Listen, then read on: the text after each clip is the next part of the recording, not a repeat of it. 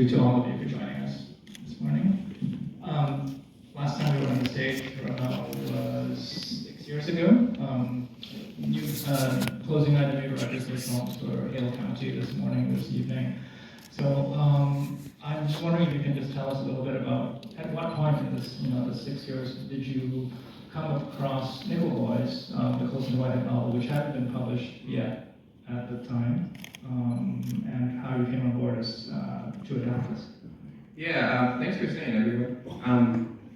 I came across it when Dee and Jeremy rang up Jocelyn to chat about something we didn't even know what it was about. We went and met them, and she said D.D. Gardner and Jeremy Kleiner from Plan B. Plan B, sorry. And Jocelyn Barnes, co-writer. So used to the shorthand, just talking to making all sure. your guys. I will say everyone's full name, and also all other info I know about them, just to make sure that information is accurate. So so met with Jeremy Kleiner and Dee Gardner from Plan B Entertainment, which is co-owned with Brad Pitt. I mean, it's true, but and they, we just chatted for 2 hours, and then they said, hey, we have this book, Nickel Boys, that we think you might be interested in.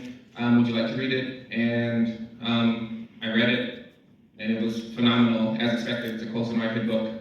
And the book was already out, or? No, we had like a PDF. I printed out like our kind of confidential manuscript. Kind of, went from there with Jocelyn. Obviously, Jocelyn Barnes, co-writer.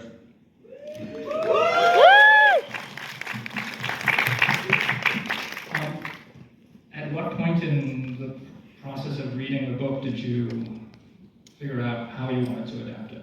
Or did you have to sit with it for a bit? Yeah, it's I love the question because it forces me to find the point which was not really a language, because you're reading it and you're kind of building your own universe. I think the first question that spurred, I think I could adapt it to the things that I'm interested in visually, was thinking about when Elwood realized that he was raced, like when he realized he was a black person. And that process to me, being a person that has come into the world as many other people on this stage, and then having to be confronted with what the world says that you are, a black person, and obviously we are in varying degrees, was like a thing that I'm like, oh, that's quite poetic, and that's something that's cumulative, and that's something that's, looking glass kind of theory. So, yeah, but POV was the first thing I thought of, honestly. My work, Dennis. I have this image called I Home, and it's my hand holding, in a 4x5 image, holding a phone, and there's an active on home in the background. And to me, that was like an intervention in Southern photography that claimed the authorship. And I went to that image immediately because that forces a person to understand who's looking.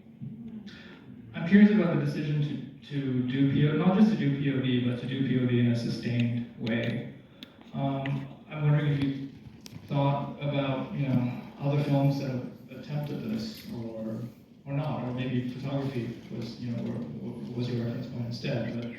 But it's something that happens in films, but rarely happens for the duration of the film.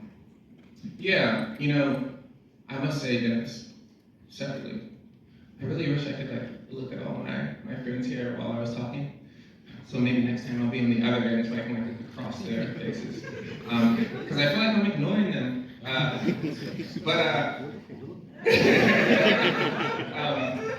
Sorry guys. You can look there. Okay.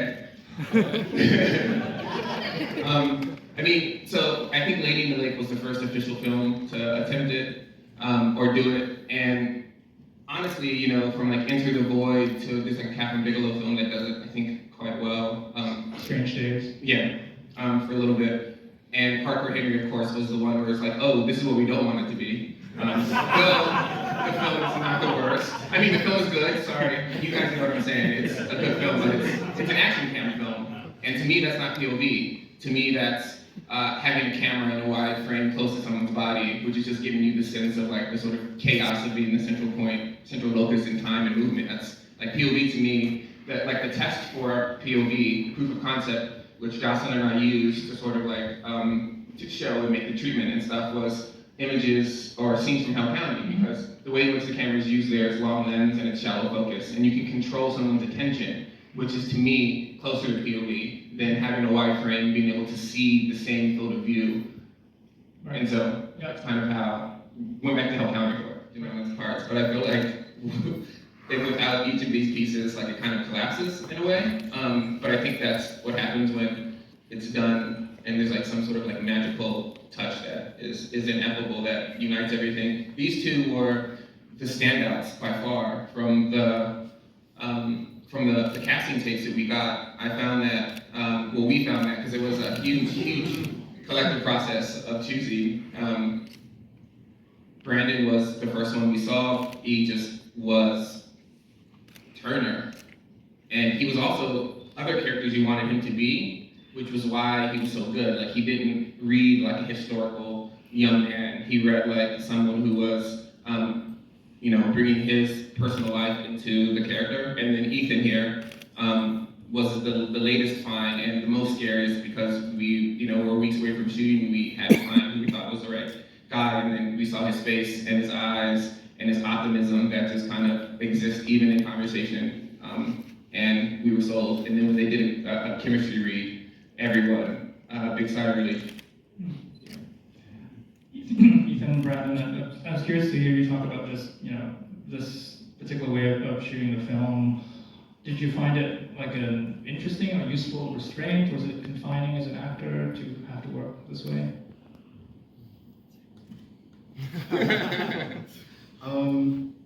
Yeah, it's completely nothing like I think anyone on the stage that we're experienced before. And honestly, I didn't pay attention to the fact that that's how we were going to be doing it during the whole casting process. I read the script and it said POV, whatever, for most of Elwood's lines and everything, and I just kind of ignored it. I was more focused on the story and Elwood and connecting with the material.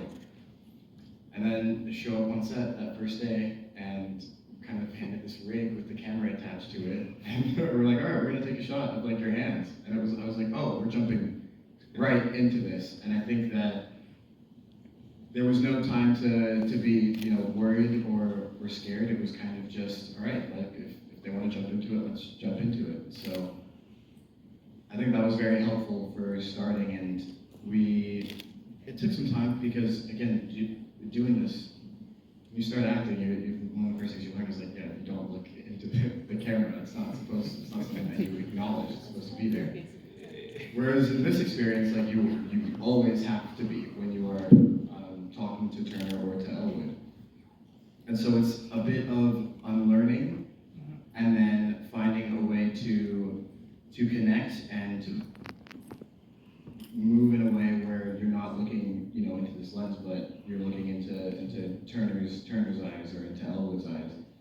And it did take some time, and Brandon and I would work together before shooting scenes so that we were able to get a rhythm and kind of understanding of how scenes would go, or maybe his face is reacting this way to something that Elwood says, and then when you get in front of that camera, it's just letting it melt into his face and letting kind of the imagination take hold and go from there.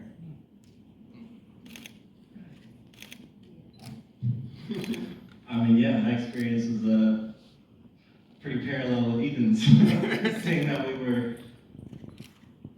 the two different perspectives looking into one another's eyes. But on that point,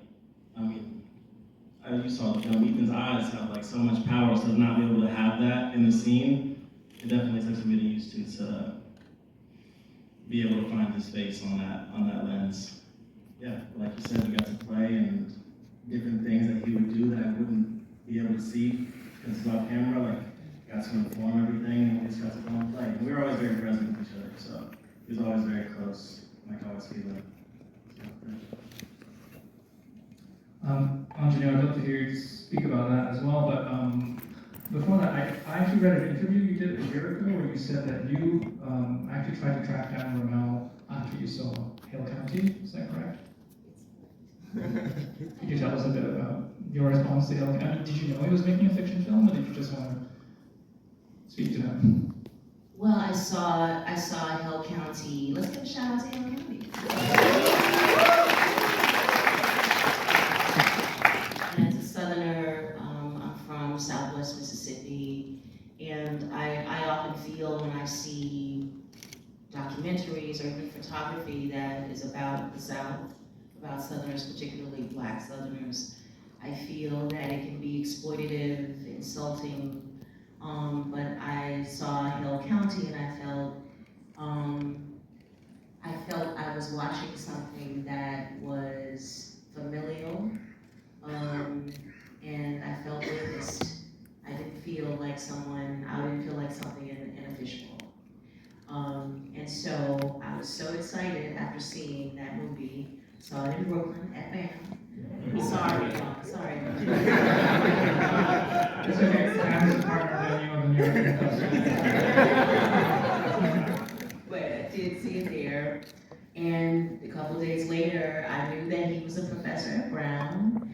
I went to Brown, so I knew the number, which is 401-861. So I knew how to reach him.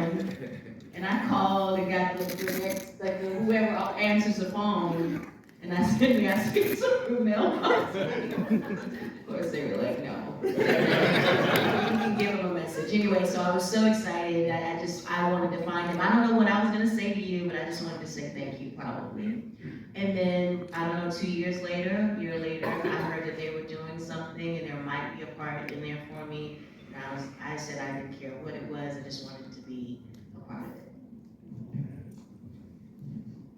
I'd love to hear from the other actors as well, if you want to talk about just your experience, working with this particular formal device, this way of shooting the film. I guess with David, it was a little bit different in your case. Yeah. Yeah, I mean, I remember, so I got sent the script, and I was making, the first time I read the script, I read it like it's a novel. I'm not really thinking about who I'm gonna play. I just, I'm like, do I like this thing? And I read it and loved it. I was already, so, and then I talked to RaMell, and he was explaining to me what was gonna happen. He was like, look, I want you to feel undervalued, but like, the camera's gonna be on your back, like, you're wearing the camera, but it's behind your head. And I was like, lit. This sounds wild, and I've never done anything like this before, and I'm sure I won't get to again, so like, yeah, let's go. That was a huge selling point for me, but it was mostly because I did not understand what he was saying at all. And then he sent me some dailies of these two, just like, just scenes that weren't, sort of rough cut together, and it was one of the most beautiful things I've ever seen before, and I was so enamored with them, and I was so enamored with the way it was shot, and then I was like, oh man, I don't want to fuck this up, so like when I showed up on set, they put the rig on me pretty early in the day, and we're like, you can take it off, and I was like, no, I don't think I can you bring a monitor over here? I gotta how does it work? I don't want to, so that was, my whole thing was just like, it felt like too much responsibility. I didn't want to sort of mess up the visual language of the thing. And so I spent all day in that thing just trying to sort of figure out how does it look the most natural now that it's behind somebody's head, and like what are the ways you can sit that work, what don't, where's my hand in the frame, blah blah blah. So it was super technical, but also really fun. And I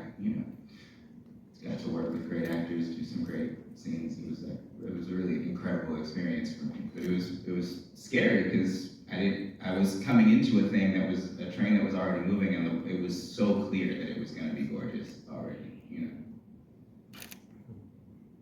Fred? To David's point, I thought it was one of the millions of amazing things about this was I was seeing how Ethan and Brandon also sometimes doubled as cinematographers, and then Jomo, who is a cinematographer of the film, also contributed in some ways as an actor, because practically speaking, we would do the scenes sometimes, and we'd start with Ethan, and then Jomo or Ethan would be wearing the actual rig, and so he's doing the physical work of an operator in that. And so the line between cinematographer, actor, all these kinds of rigid boundaries become opened up, and you start really feeling the movie. It was the experimental courage and emotional depth that, RaMell always creates. So it was just like seeing them become cinematographers as well, and seeing Jomo be an actor was really fun as an actor, because that's something that just never happens before. And Hamish, curious to hear your perspective too. I was a massive fan of the book. I got it the first week it came out, and my bookstore has like the little signed copies. I don't know, they're cheap or whatever. So, and then they called me about it, and they were like, "Do you know the story?" And I was like, and I took a picture of my book, and I was like, "Yeah, I know the friggin' book." And then I read the thing about the POV and the thing, and I was like, "Oh my!" Because when you read the book, you read those last pages, and you're like, "Oh no!" And then you read them again, and you read them again, and then he had done it. I mean, he had done that ending with this unbelievable, humongous artistic swing. And then we showed up on set, and they're like, "But you're not really going to do it." And then it's like, "Oh no, I have no idea where the camera is because the guys are hiding from me." And then I have no idea really what I'm going to do, and RaMell would be like, "There's going to be a crocodile." It might be an alligator. And the kids will all be on desks, but you won't. And you'll say some lines you don't know for a long time. And there's going to be a guy with like a piece of twine that holds the alligator or crocodile. Good luck. It's like, where's the camera? You'll never know. So it was just like, it was like such, oh God, it was such a joyous, satisfying experience. Maybe I'll just ask one more, and then we'll take questions from the audience. Just picking up on what Aunjanue was saying about Hale County and how it's somehow different. It's set apart from other representations of Black life in the South. And I'm wondering if, with this material, with this film, did you feel like you were working against certain tropes, certain forms of representation? Were there certain things you didn't want to do, adapting a book about abuse and brutality and trauma? Yeah, I think like Hale County, which evades hard pillars of narrative, this book is wildly narrative, and so with its almost focus on trauma being not even invisible, but maybe just an overarching violence that kind of organizes it, unfortunately. I think it was clear that Jeremy and Dee asked me to bring the non-trauma reveling, which kind of cinema has always done, maybe for a fact of not knowing how to do it otherwise, or simultaneously knowing that it's gonna get people interested and have emotional responses. And then I think the challenge then for Jocelyn Barnes, co-writer and producer, was to give it form. Like, it's actually quite easy. If you say you're not going to do something, there's a million ways to do it, And so it was just trying to come up with the right ones. And one thing we look at is thinking about when people go through traumatic things, or when people are human beings, like they're not always looking in the eye of evil. Like they're, when something traumatic's happening, and you look where you look, and those impressions become proxies, which then become, sense memories in future life that just ruin your day, or ruin your year, or ruin your relationships. And so we wanted to think about like, where do people look? And then also try to figure out how to bring the truth of the Dozier School, which is all the source material, of course, of Colsen's novel, Dozier School for Boys in Florida, that closed 2011. They dug up the bodies in 2013, unfortunately, and fortunately, so that this story could be told and people could know. So how do you, and like bringing their images in when Elwood is being